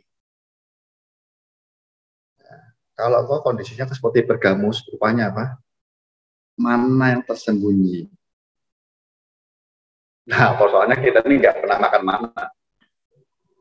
Ini ketika dia ngomong ini kepada Yohanes, orang Yahudi ngerti apa artinya mana. Anda tahu cerita mana kan? Mana itu roti dari surga yang memberi Israel bisa hidup 40 tahun. Ya. Kalau engkau menang, kau dan saya akan diberi mana yang tersembunyi. Ini tafsirnya ada orang bilang hari ini takut Allah yang ada mananya telah disimpan oleh Yeremia waktu itu. Nggak tahu di mana ada yang dititipin di Ethiopia dan sebagainya. Orang Yahudi merindukan itu. Tapi buat saya mana tersembunyi itu apa sih? Itu nanti ada suatu apa? Ada hari ini kan bayangannya kan ini ya. Firman Allah itu kan dikatakan makanan. Yesus bilang aku ini mana sungguhnya ya aku ini makan tubuhku. Bukan itu. Jadi Anda dari ini perlu makan firman Tuhan, Anda harus dan saya mengalami dulu kehidupan baru, sehingga ketika Anda sampai di surga nanti, ya ketemu Kristus, Anda akan nikmati hidup sama Yesus kekal. Mana? Ingat ya, mana itu murni loh, nggak ada apa-apa loh. Kalau Yahudi bosan makan mana loh.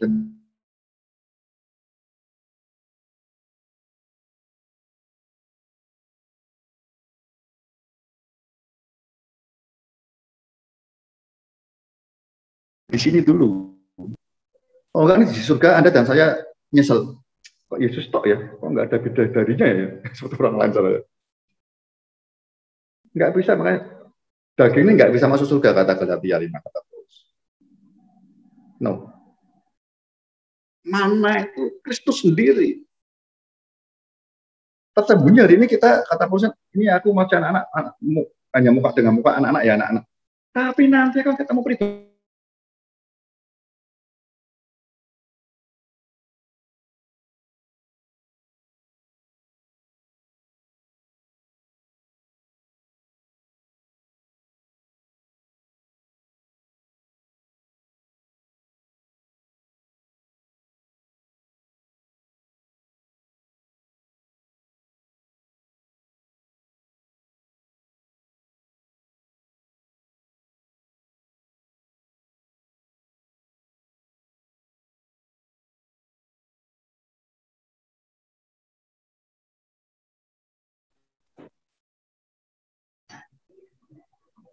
sorry putus ya.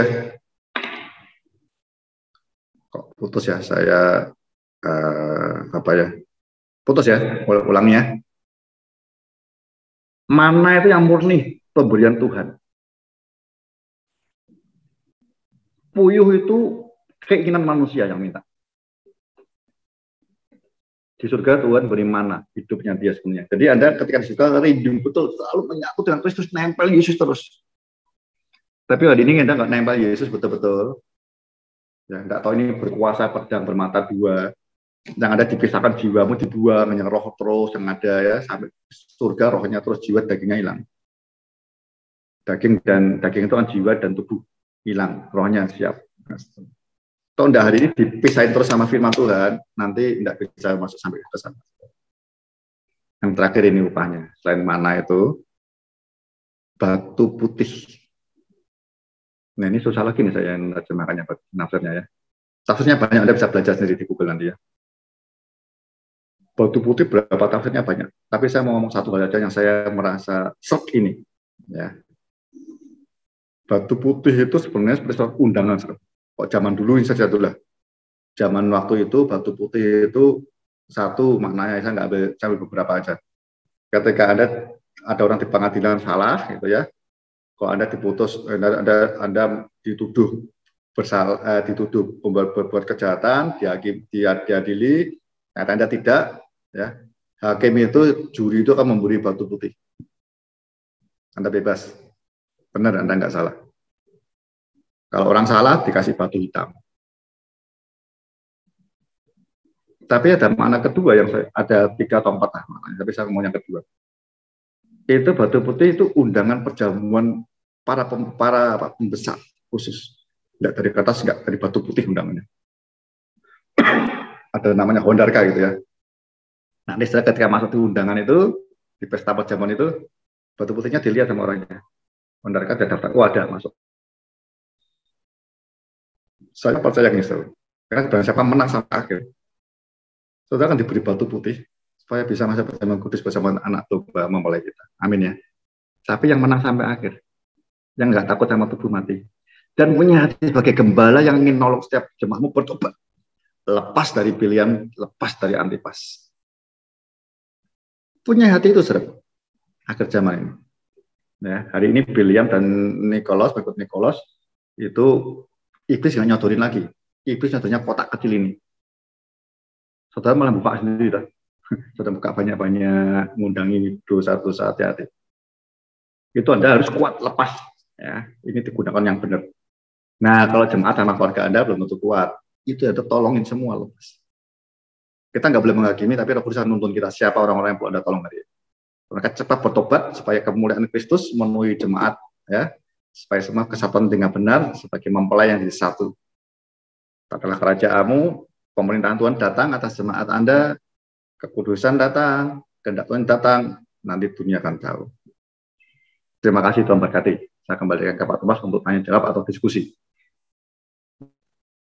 Ya, puji Tuhan. Ya, secara keseluruhan, ya puji Tuhan sinyalnya cukup jelas tadi, hanya beberapa ada gangguan sedikit, ya. Haleluya. Coba yang suaranya Pak Hondarka jelas kasih jempol ya. Ya. Ini saudara-saudara sambil kita sharing, ya. Wassalam Pak Yesaya ini jauh sekali ini. Haleluya. Ya. Pak Thomas, jelas nggak suara saya Pak Thomas? Putus-putus ya?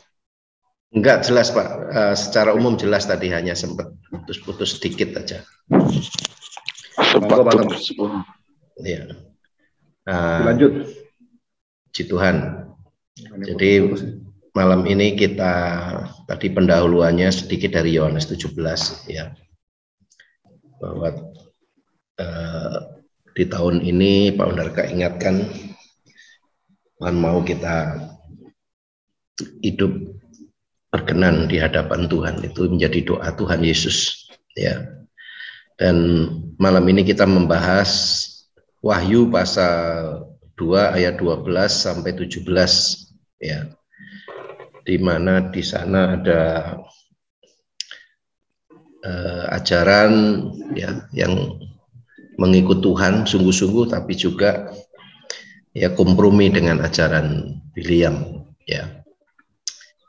Haleluya, saya sangat diberkati ya karena memasuki tahun baru saya komitmen untuk benar-benar hidup kudus ya, benar-benar jaga hati ya, untuk saya mau tahun ini benar-benar merupakan tahun kemenangan ya, sehingga akan menjadi baik untuk tahun-tahun berikutnya ya. Kita mari di grup Sayan ini kita semangat ya saudara-saudara kita, apalagi kita punya rekan Pak Ondarka yang ya terus menyala-nyala untuk perkara-perkara rohani ya, biarlah kita menyala-nyala ya. Nah, yang sudah mulai agak ngantuk-ngantuk bisa sambil bikin kopi saudara-saudara. Ya Pak Siregar, ya Pak Baktiar, ini jangan sungkan-sungkan sambil bikin kopi ya. Sementara yang lain silahkan memberi sharing ya, silahkan yang mau bertanya dulu ya, mengajukan pertanyaan ya, angkat tangan.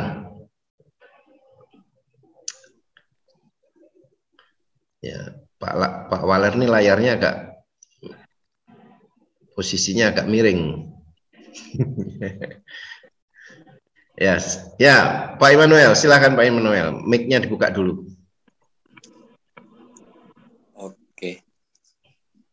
Oke, terima kasih untuk Pak Hondarka, untuk semuanya yang hadir, hamba-hamba Tuhan, selamat tahun baru. Di tahun 2022 ini kita luar biasa dalam Tuhan.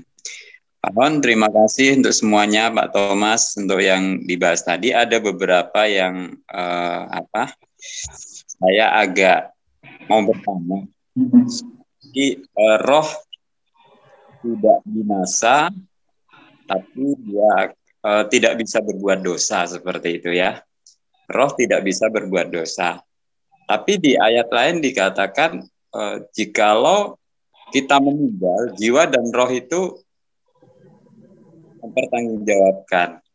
Nah, pemisahan antara jiwa dan roh ini, Pak, yang seringkali maaf terus terang sih saya kurang paham ya.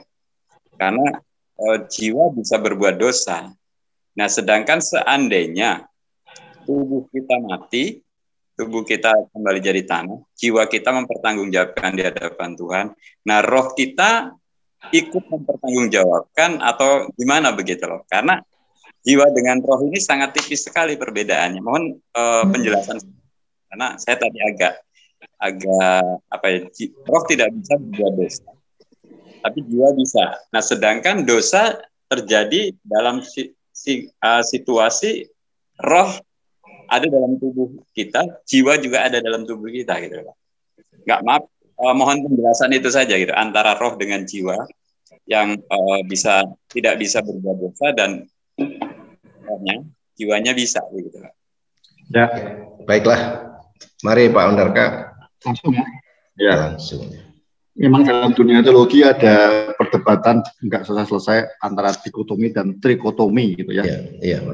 Ada yang tertentu ya, yang banyak mungkin yang penulisan Injili begitu ya, kayak Reform itu dia percaya roh dan jiwa ya, hanya dua, roh sama jiwa satu sama tubuh ya. Tapi banyak orang-orang yang lain termasuk saya percaya yang tiga, karena di 1 Tesalonika 5 ayat 23 kata Bunda, hendaklah roh, jiwa, dan tubuhmu. Gitu ya. Baik-baik saja. Ya enggak, maksudnya yang 1 Tesalonika 5 itu sempurna nantinya ya. Pelihara dengan sempurna begitu. 1 Tesalonika 5 23. Nanti bisa dilihat sendiri ya, saya harap saudara tahu itu ya. Saya percaya itu. Nah, yang saat ini saya maksudkan itu begini, itu orang sudah percaya ya, sudah terima ada Roh Kudus dalam hidupnya, ada Roh Allah, kan kita ini percaya mengundang Roh Kudus, mengundang Roh Kristus dalam hidup kita. Sejak hari itu roh kita bersama Roh Kudus, itu saya bilang tidak bisa berdosa. Sedangkan jiwa masih bisa. Jiwa itu ada pikiran, perasaan, kehendak. Tubuh bisa dosa, ya. Tubuh ini bisa, dosanya tubuh ya karena kita makannya nggak benar, bisa sakit dan sebagainya gitu ya. Walaupun itu efek dari tubuhnya karena tubuh dosa. Jadi saya percaya kalau 1 Tesalonika 5:23 nanti prosesnya dari roh akan menguasai jiwa dan tubuh jadi sempurna semua begitu. Ya. Jadi begini, yang tidak bisa berdosa orang Kristen sudah terima Yesus. Sehingga dosanya iblis hanya bisa menguasai pikiran kita, di jiwa kita. Paulus mengalami, Petrus juga mengalami itu. Yesus memberitahu Petrus apa? Nyahlah kamu, bukan.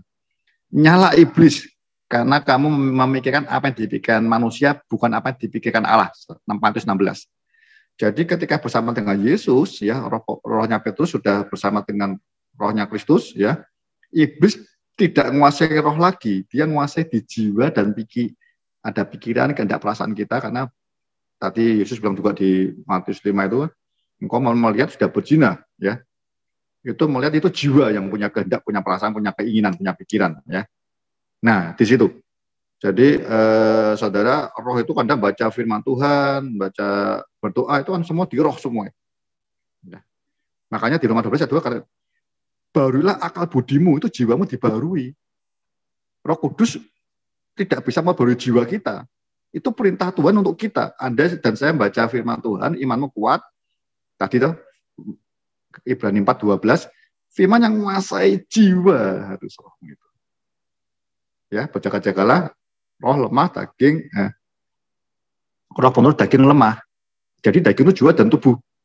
Ngantuk dan sebagainya. Nah, kalau roh kita nggak kuat, makan firman Tuhan, kegeret. Tapi rohnya nggak dosa, tapi rohnya ikut, dia penurut. Jiwanya menguasai dagingnya. Ya, makanya Paulus yang suruh buang kan dagingnya tuh, yang ngalahkan daging. Hiduplah dalam roh. Roh dengan roh hidup, daging pasti mati. Sementara begitu Pak Im. Jadi, nah, roh juga sama. Roh itu punya pikiran, punya perasaan, punya kehendak juga. Itulah Anda dan saya bisa bedakan ketika Anda dengan firman Tuhan.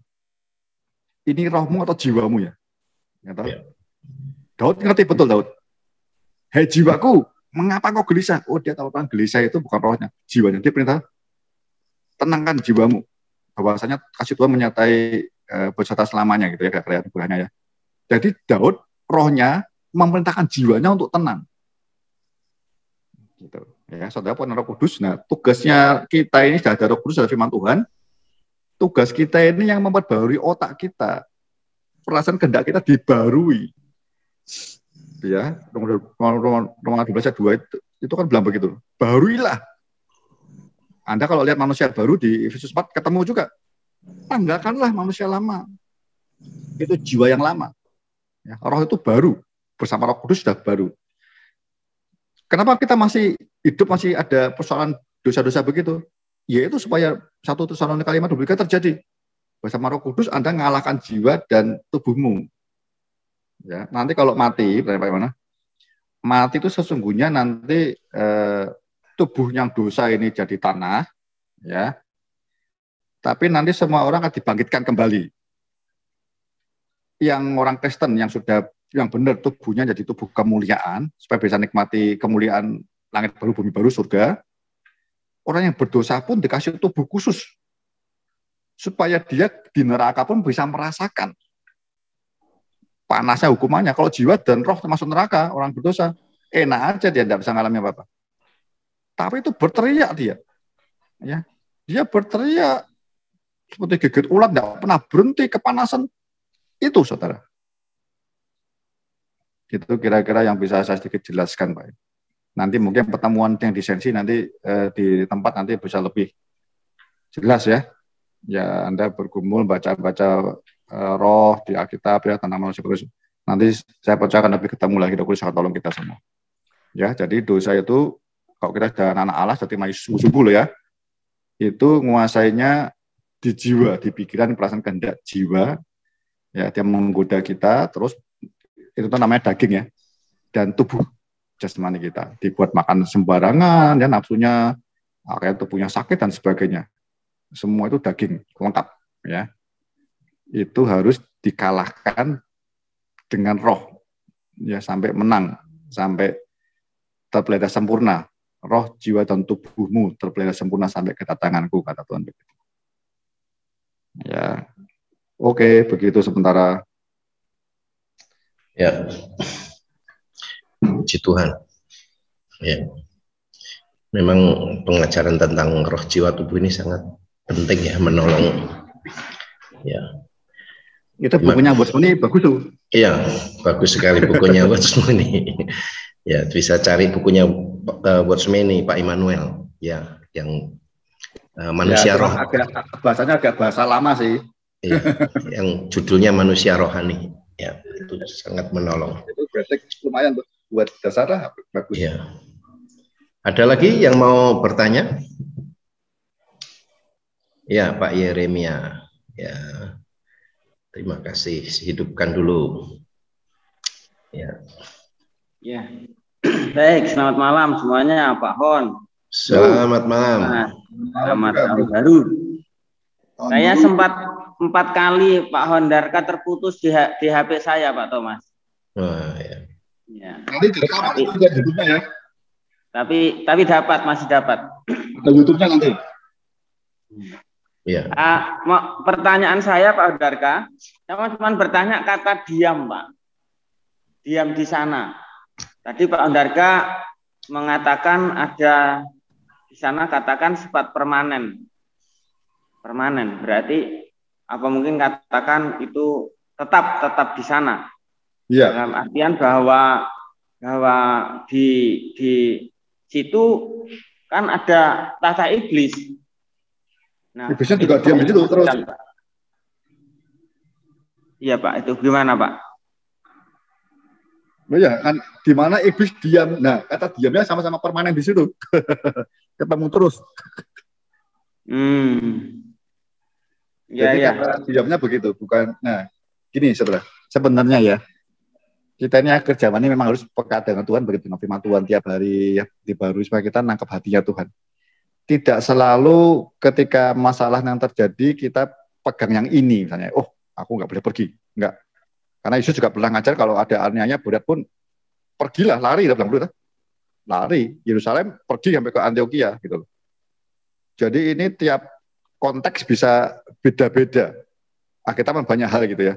Nah, tiap hari dengan firman Tuhan, dengan Roh Kudus itu sesuatu yang penting. Pimpinan Tuhannya tiap hari. Ya, bukan mingguan, bukan bulan, nanti telat. Harian. Ya, bila perlu DPD atau detik demi detik Anda akan ngerti pimpinan Roh Kudus. Anda siap hati, yang sikap hati yang benar itu. Jadi nasihat firman Tuhan itu kan banyak ya. Ada yang suruh lari, ada yang suruh jangan pergi gitu. Ada yang di seminar setia sampai mati. Gitu-gitu. Masing-masing beda-beda, Pak. Ya, nah itu perbedaannya tiap konteks, tiap situasi bisa beda-beda di situ. Ya, kita tidak bisa menghakimi, wah kok lari takut, loh, ada memang suruh lari kita, gitu, supaya Tuhan bisa pakai di tempat lain misalnya gitu.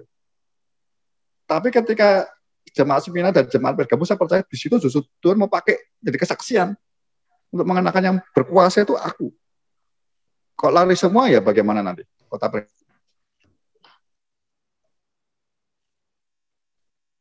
Ya Pak, baik. Terima kasih Pak Honda.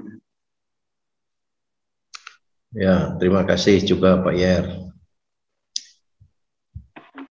Mari yang lain yang mau bertanya juga.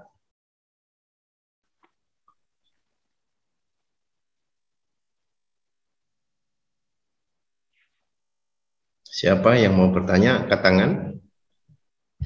Ya, Pak Andreas, silakan Pak Andreas.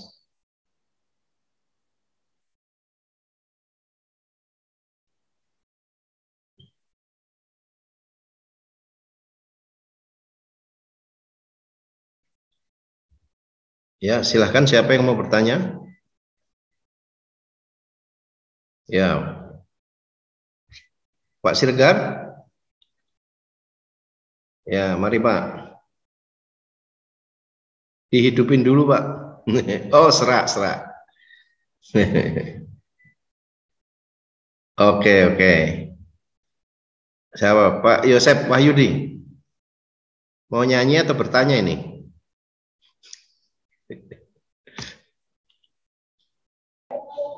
Mendengar dulu, Pak. Oh, mendengar dulu ya. Oke, silakan yang lain. Oke, Pak Siregar, dihidupin dulu Pak mic-nya. Ya. Ya. Terima kasih Pak Thomas, selamat malam semuanya. Ya, selamat malam Pak. Tadi saya mendengar paparan dari Pak Ondarka tentang ya memang setiap hari kita harus rasakan firman dan Roh Kudus itu ya di dalam setiap kehidupan kita sebagai mana yang murni ya tadi kan ya.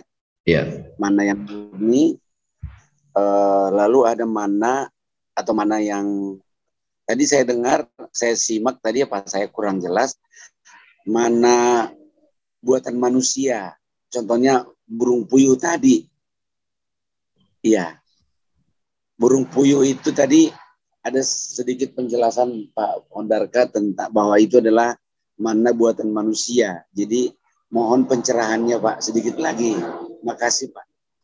Oh ya, saya lurusin bukan buatan manusia, keinginan manusia Pak. Iya, keinginan manusia. Iya. Oke Pak Ondarka, silakan Pak. Tadi ada pertanyaan kalau mana itu pemberian Tuhan. Tapi karena bangsa Israel minta daging, makanya Tuhan kasih burung puyuh gitu. Ya. Mari Pak Ondarka. Jangan-jangan Pak Ondarka ini lagi sarapan. Capek ngomong terus.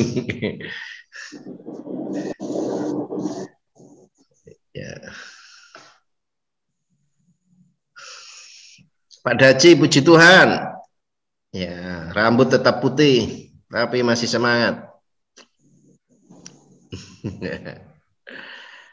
Ya, kita menunggu Pak Ondarka.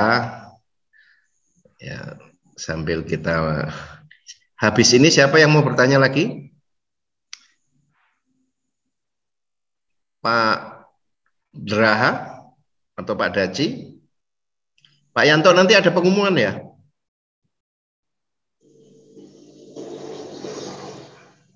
Nanti mau ada pengumuman untuk sains tatap muka. Dihidupin dulu Pak Yanto. Jangan ngomong dalam hati. Ya. Ya. Oke. Sebentar tadi saya Ini pertemuan sensi langsung. Ya Pak Yanto, silakan dulu Pak Halo, Yanto. bisa dengar nggak ya? Bisa Pak. Halo. Ya Pak Yanto, silakan. Sinyal saya jelek ini. Ya, pertemuan langsung, sensi langsung tanggal 24 dan 25. 24 dan 25. Jadi minggu besoknya. Hari Selasa, 2 minggu lagi Pak. Senin Selasa, iya. 2 minggu lagi. Iya. Iya. Senin dan Selasa. Ya, Senin dan Selasa. Supaya dipersiapkan di Metro Pak ya? Senin atau Selasa. Ya, Ya. Mungkin tahun ini bisa direncanakan retreat juga boleh nginep 1 hari begitu. Ya Pak Ondarka. Jadi ada acara doa, sharing. Haleluya. Iya. Nanti akan dibicarakan apakah ngambil yang pertengahan apa. Iya, Pak. Apa ngambil yang awal gitu. Semester ya. Iya. Mendekati Oke, Pak. Terima kasih Pak Yanto. Kita catat tanggal 24, 25. Jadi Bapak bisa memilih hari Senin atau Selasa. Ya, Pak Ondarka udah siap?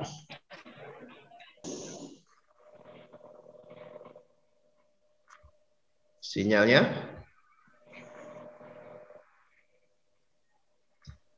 Halo Pak Ondarka. Ya. Bisa dengar nggak ya? Ya, dengar Pak, dengar. Halo? Ya, halo Pak. Tadi kok bisa terputus-putus ya? Iya Pak, biasa Pak. Ini ada. Gini, oke, saya bentar ya. Saya tadi. Iya Pak Hon hilang-hilang terus. Ya, nih. Sekarang jelas nggak sekarang ya? Ya, jelas Pak. Tadi gini, yang saya masukkan itu mana itu yang murni mana? Karena upahnya kan mana yang tersebut dari surga. Jadi tadi saya bilang yang orang Israel itu Tuhan kasih mana untuk makan selama di padang gurun, abang selama di dunia ini. Nah, burung puyuhnya itu yang minta orang Yahudi, orang Israelnya, bukan dari Tuhan, burung puyuh itu. Jadi yang tidak murni itu dagingnya. Jadi sama tadi ngomong begitu. Jadi saudara dan saya ini akan menikmati mana sesungguhnya yang tersembunyi itu nanti Kristus di surga. Maknanya begitu, saudaraku. Tapi gini, tesnya ya, apakah hari ini kita merasa dikenyangkan dengan Kristus, dengan firman Tuhan tiap-tiap hari kita baca, kita renungkan. Makin dewasa, makin kenyang, makin hidup benar, makin kudus. Dia pedang mata dua, makin meninggalkan yang tidak benar dikerati begitu. Jadi ketika kita sudah mengalami seperti itu perjalanan itu sampai kita ketemu Yesus, kita akan merasa ini dia mana sesungguhnya. Jadi saudara selama di surga bersama dengan Kristus, kita ini akan bergairah terus. Tapi kalau selama di dunia ini kita dikasih mana firman Tuhan Yesus ya, firman yang hidup itu, kita tidak bisa makan menikmati pertumbuhan kedewasaan rohani. Saya kok yakin di surga kita bisa tenang, bisa nikmati. Nah makanya pedang bermata dua seperti itu. Mari kita percaya firman Tuhan hidup dan kuat. Ini mana sesungguhnya yang kita nikmati dulu hariannya. Jadi nanti Anda rindukan betul ketemu mana yang sesungguhnya Yesus sendiri di surga gitu. Ya bilang siapa menang kasih mana sesungguhnya. Tapi saudara di sini tidak nikmati Kristus sesungguhnya, firman yang hidup. Saudara dan saya, lah ngapain ketemu Yesus lagi di sana? Gak ada kerinduan apa-apa. Itu maksudnya Pak Hakim. Jadi yang tidak murni bukan mana itu, yang murni mana itu. Itu roti dari surga, nambahkan Yesus. Yang tidak murni itu mereka minta tambahan dagingnya toh. Bosan mana terus minta daging puyuh. Nah itu yang nggak murni. Dagingnya Tuhan nggak kasih di surga, berpuyuh nggak ada, hanya mananya saja. Ya kira-kira begitu, Pak Siregar. Ya terima kasih. Tadi ada lagi nggak yang nanya lagi? Ayo siapa yang nanya lagi? Pak Sitinja, Pak Draha, silakan yang mau bertanya angkat tangan.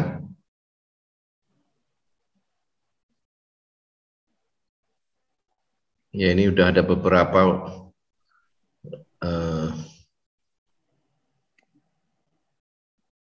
ada 2 orang yang apa? Ayo siapa lagi yang mau bertanya? Angkat tangan. Atau mau diskusi juga boleh. Anda setelah baca, ya. Anda bacakan saya tolong baca dulu ya. Anda yang mendapat pengertian sesuatu pengertian yang belum saya bahas, boleh melengkapi saudara. Silakan, sahabat saya. Ya, silakan. Silakan siapa Pak Thomas atau siapa juga boleh melengkapi nanti.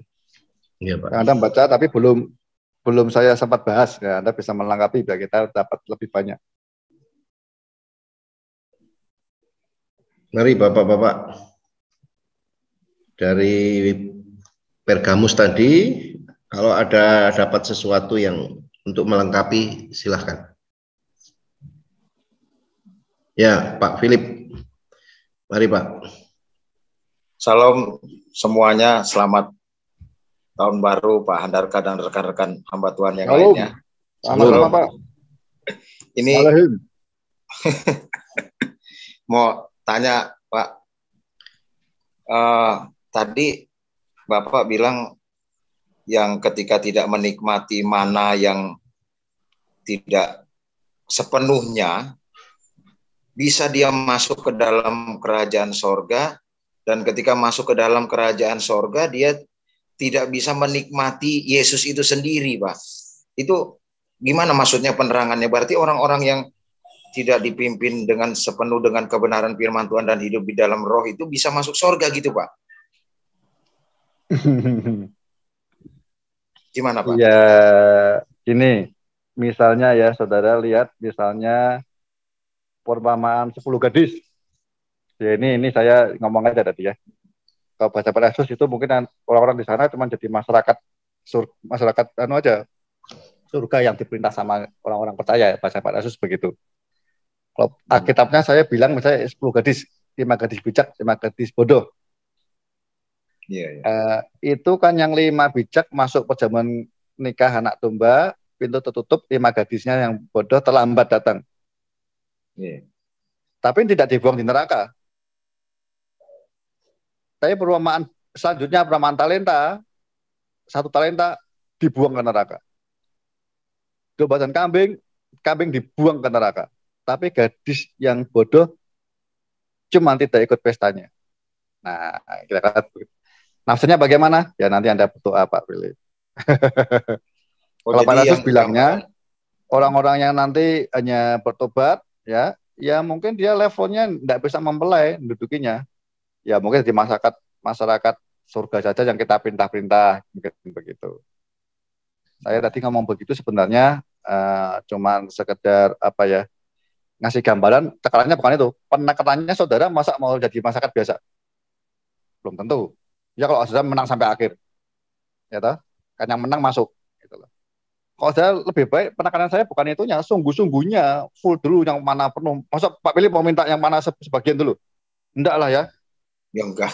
Ya iya, begitulah. Kalau saya begitu.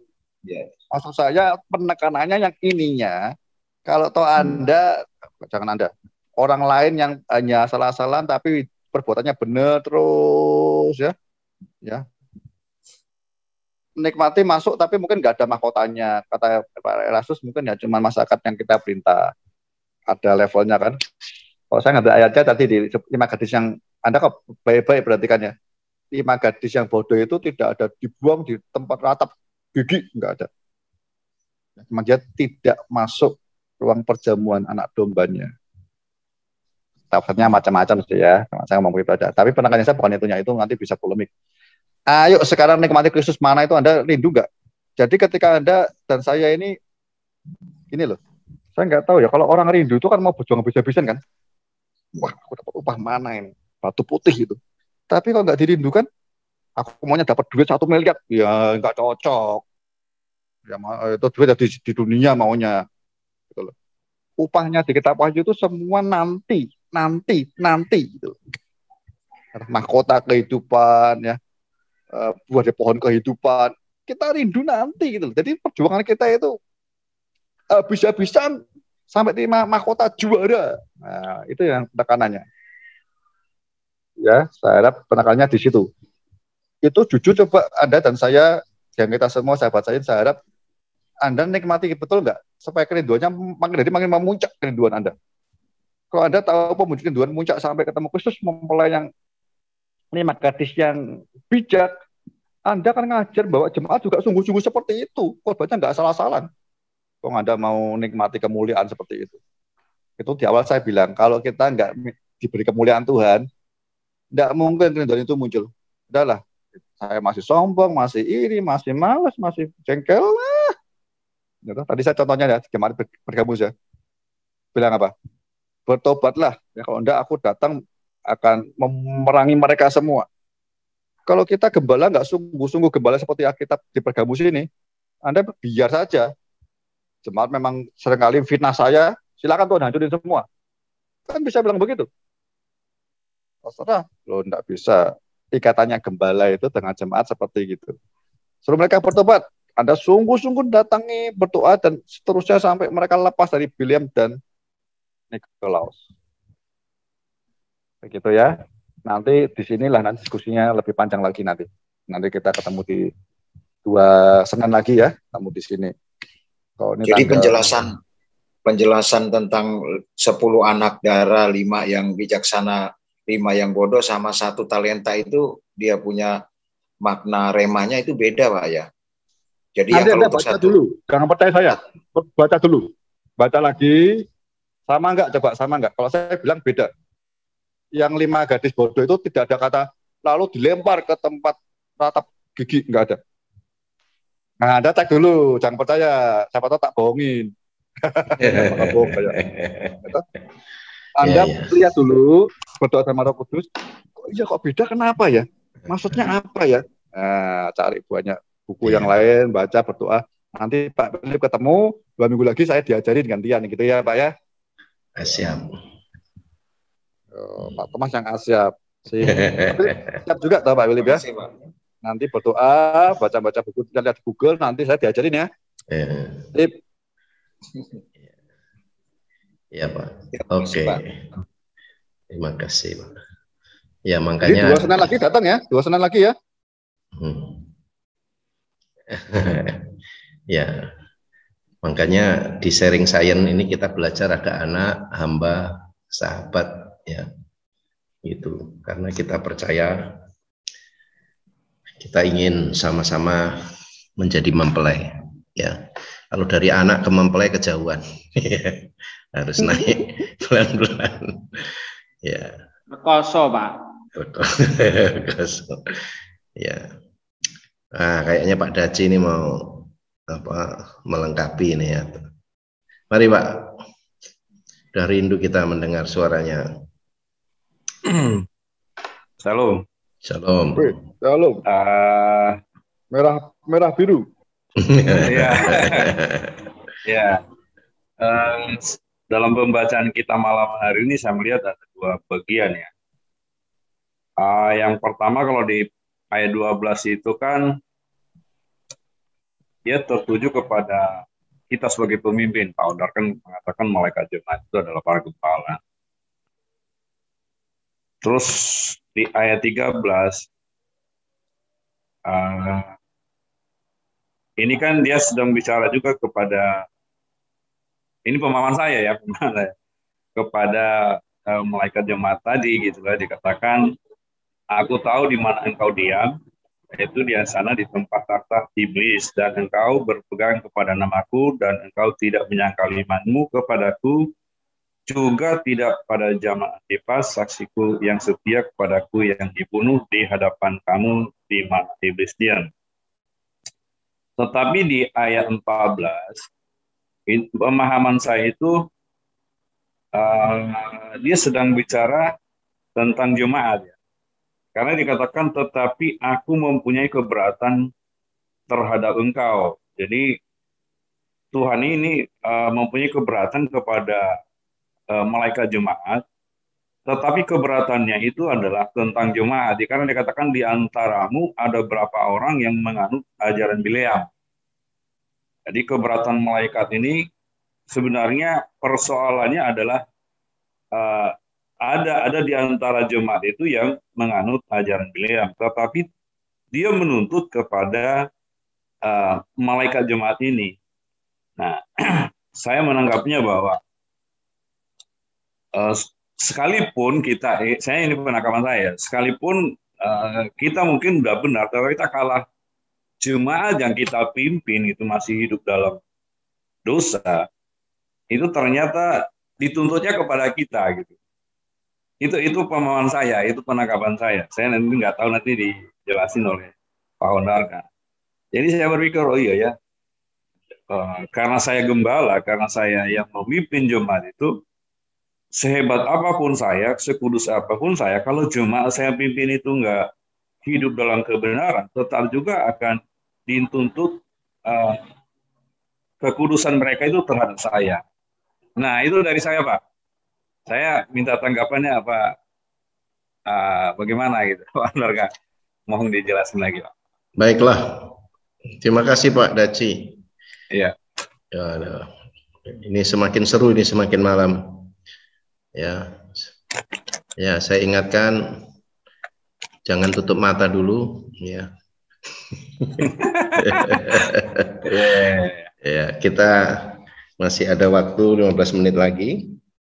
10 menit ya. Mari Pak Hondarka. Ada.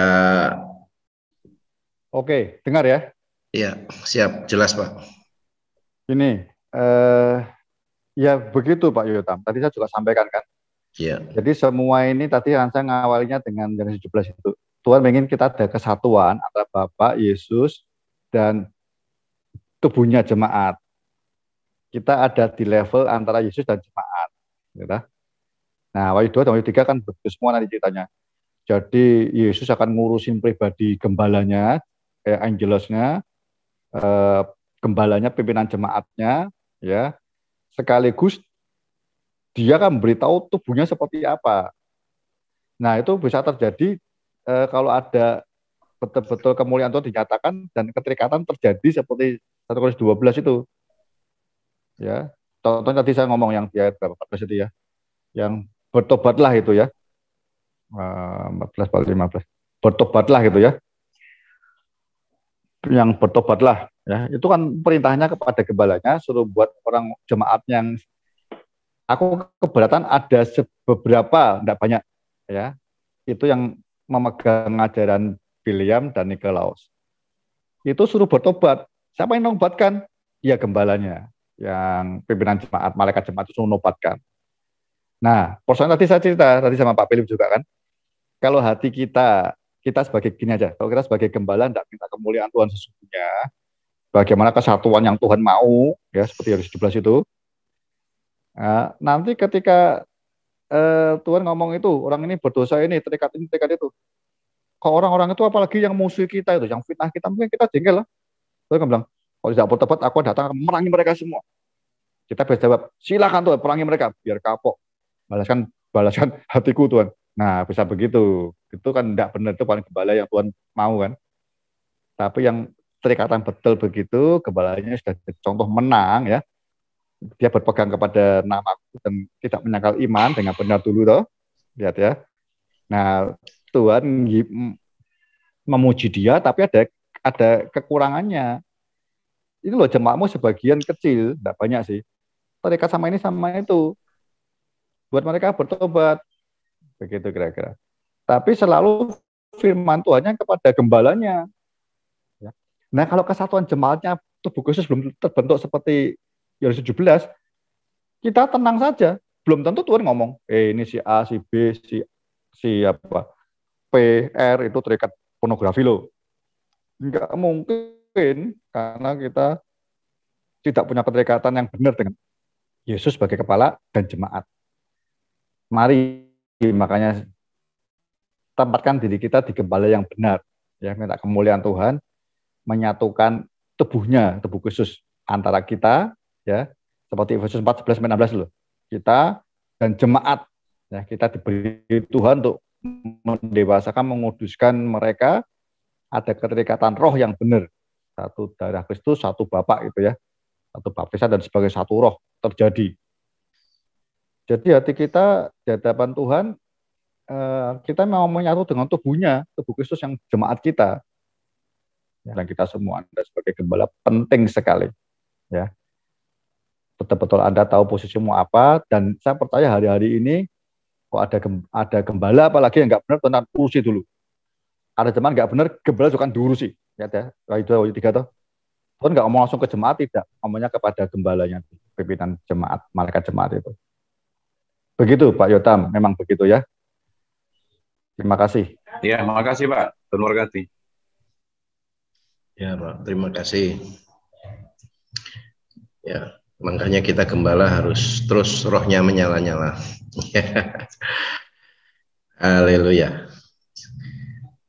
Ada lagi? Mungkin kesimpulan Pak Bendarka? Ya. Ya, sebenarnya kesimpulannya itu membuat sesuatu jadi sempit. Nanti kita, gini, saya mau ngomong penekanannya aja ya, satu ya. Berdoa hari ini, mulai hari tahun baru ini, minta betul-betul kemuliaan Tuhan memenuhi diri kita terlebih dulu. Ya, para pemimpin jemaat ini, ya, saudara semua. Ngerti artinya persatuan, kesatuan seperti apa? Dari 17. Seperti Kristus dengan Bapak, fungsinya berbeda, tapi Yesus sebagai anak, ya, taat. Bapak mau apa? Taat. Bapak menjanjikan yang genapi, bukan Bapak. Nah, gitu loh. Anda kalau ngerti ini, minta kemuliaan Tuhan, baru bisa ngerti kemuliaan surga, kemuliaan Allah seperti apa. Saudara ngerti itu, sama nanti. Tuhan berdoa supaya kesatuan muncul, ya, supaya mereka bersatu, supaya dunia melihat kata yang sempurna. Kita itu jemaat loh ya, memang kita. Ya, kalau Anda ngerti ini betul, saya percaya kita semua, sahabat saya akan menempati posisi pemimpin jemaat atau gembala yang benar. Jadi interaksi antara Kristus mau ngomong pada jemaat, seperti Yohanes 15 ya sahabat itu ya, dia ngomongin lewat pimpinannya. Yesus ia memberikan. Ya, gembala dan pengajar. Dia kan ngomong dulu kepada kita bagaimana mendewasakan jemaat termasuk diri kita sendiri. Itu yang pertama. Yang kedua, saya berharap, saya berdoa, saudara, firman Tuhan hari ini ya, lebih bersungguh-sungguh ngerti bahwa Alkitab ini, Yesus ini firman yang hidup ini, firman Tuhan yang Alkitab firman Tuhan ini, kitab suci ini, itu seperti pedang yang tajam bermata dua yang hidup dan kuat, melebihi apapun juga di dunia ini, saudaraku. Jadi saudara akan punya hati takut Tuhan, nanti tidak akan takut yang lain. Takut dalam arti mengasihi dan mentaati perintahnya. Dia yang megang pedang firman roh itu dari mulutnya mengalahkan segalanya, saudara. Membabat habis yang jiwa yang dosa, ya, bersihkan ranting yang banyak benalunya dibabati semua sampai kita kudus, termasuk dia akan mengalahkan kuasa-kuasa lain.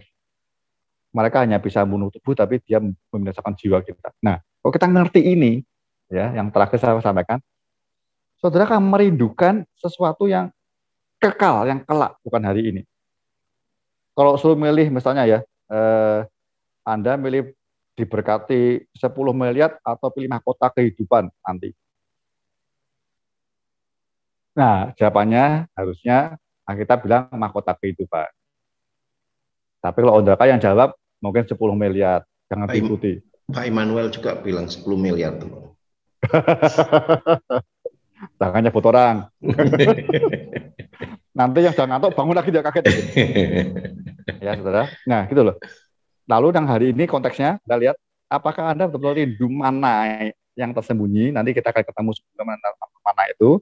Dan batu putih. Undangan masuk perjamuan anak domba itu seperti 5 gadis bijak. Anda rindu nggak? Anda rindukan sungguh-sungguh ada seperti 5 gadis bijak. Hari ini stok minyak banyak-banyak, saudaraku. Ayo, habis-habisan. Ya, nanti ini enggak peduli. Ada tahta iblis berkuasa, tetap di situ. Sebenarnya seperti akan di situ. Nah, itu akan menjadi teladan gembala ini bulan depan, jemaat akan kuat sekali semuanya.